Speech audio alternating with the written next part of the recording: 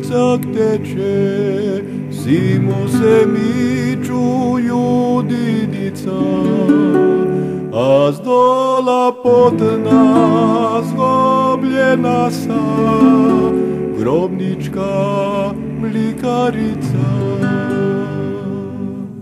Najzad je došal prvi v mesecu, morda će gospoda mliko platit, pa će pasat priko mrkata, a švela je lištra, ča treba kupit.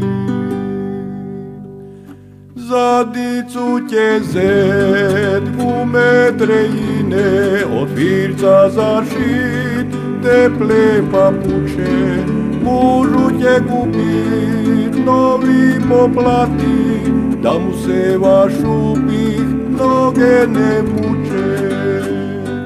Ako njoj kisola dostane, sebi će rubac kupit, da njoj ko štrigi plasi ne lete, po buri i snigu će teplje njoj bit.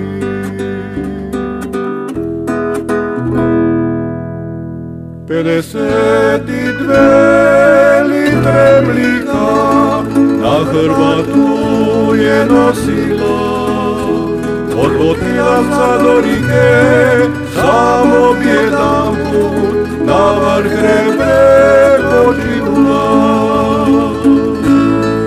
52 litre mlika po Riki je raznosila, i sakoj bi gospi da ju ne probudi, pominjišno vrata odškrinula.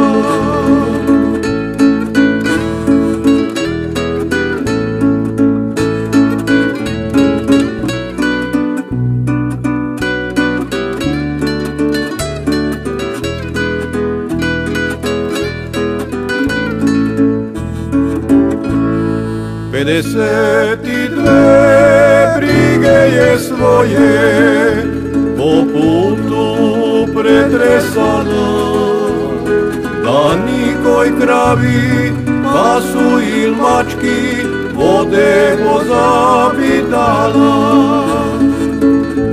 52 molitve svoje Bogu je izmolila, da bi njoj dica uz Božju pomoć zdrava i sita bila.